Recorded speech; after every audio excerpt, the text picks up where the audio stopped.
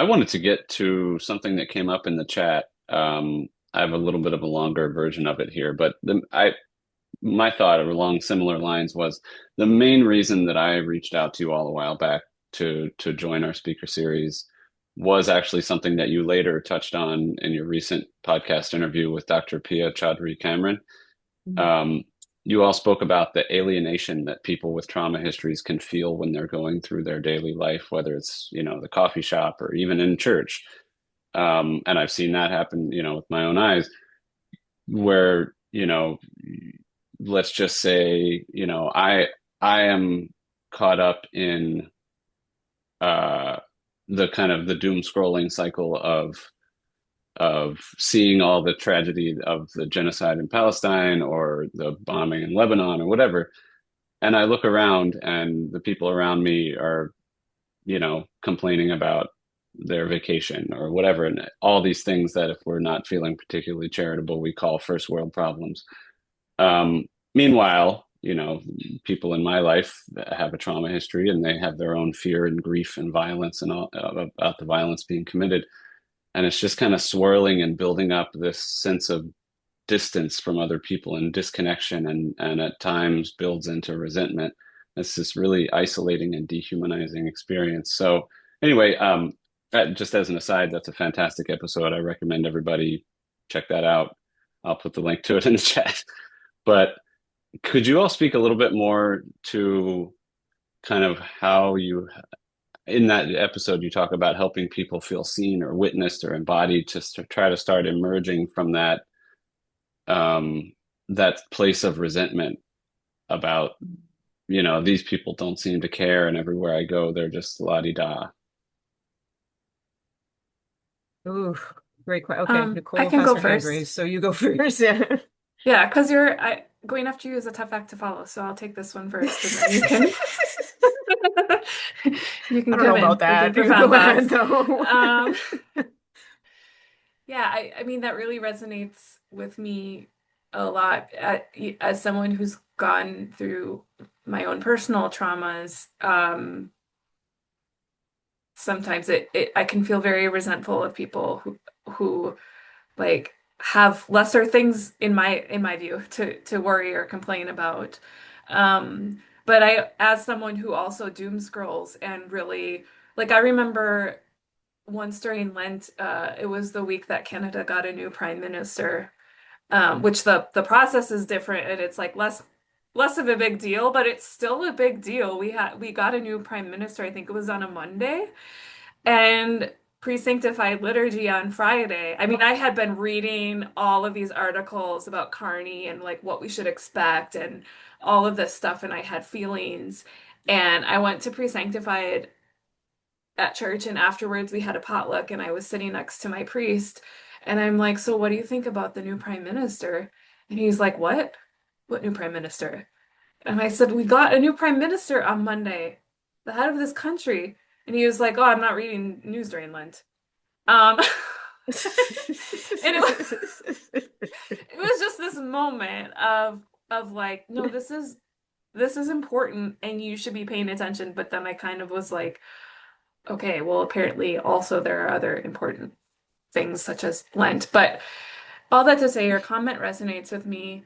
I think one thing that I try to remember if I'm in the place of feeling some of that, experiencing some of that resentment, um, is sometimes, and this is not to minimize that, sometimes to remember um, that there are times when I don't actually know what I need, and it's possible that in that moment God is maybe putting people around me who have more trivial concerns, perhaps to remind me that like also I'm still a human and also in a way like this is my life. Like whatever is going on in the news feed, that is important and people are suffering, but also the people around me are are also the people I'm called to love. The people complaining about the taste of coffee or um, they could only take 1 week vacation this year instead of 2 weeks vacation. I'm also called to love them, and sometimes that's the harder thing for me. Because it's right there and I can't walk away. So just sometimes I need to remind myself that my interactions here are important as well. Um, but yeah, I don't know. I think I'll hand things over to Eleni, because you may have other thoughts there. Yeah, I mean, I would second what you're saying about it, trying to also ground yourself in the fact that this is a person who's been put in my path to show love to. Um, Sometimes the most loving thing is to just ignore maybe some of these comments.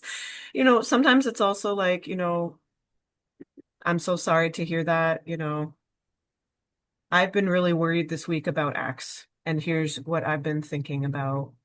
And that, we can also share that there's some piece of what we're experiencing or what we're concerned about, that they might not be aware of, right? I think it's so tricky because all of us can be egotistical at different points in time, right? And there's other times where it's me who's complaining about, this jerk who's tailing me in traffic, or like, they got my coffee order wrong at Starbucks or something like that. Tomorrow that's going to be me. So, yeah, just And you to, may be simultaneously carrying something heavy. I know when I'm yes, carrying really both, heavy things, both. I also sometimes complain about the coffee. We never know what Yes, others are both. carrying. Yeah. And Yeah, that that's that right. may be the easier thing to name in that moment. Hmm. Yeah, Joan put a comment about judgment leading to resentment. We're not supposed to judge others' concerns because we all suffer, right? And others may be expressing it differently than us. That's a good point. And speaking of resentment, I'll just make a plug. I don't know if you all are familiar with the work of Mother Silvana Vlad. Oh, great. Yeah, good Yeah. book. Great It's book. fantastic. It's a fantastic read for anyone and everyone out there, but she speaks about kind of the Orthodox patristic take on the toxicity of resentment. Mm-hmm, hmm. Yeah. Love her Can I stuff. say one more thing just on a personal note that I notice in myself? Often when Hmm. I'm feeling that disconnect of like I have these big concerns and then there's all these people over here with little concerns. Obviously there is a level of judgment there. But I what I often sense in myself is like I want to I want people to be as angry as I am. Like that, like I Mm. don't want to feel alone in my anger. Mm. Yeah. My husband has a very like he's very calm. He's a very calm personality, which is a good thing.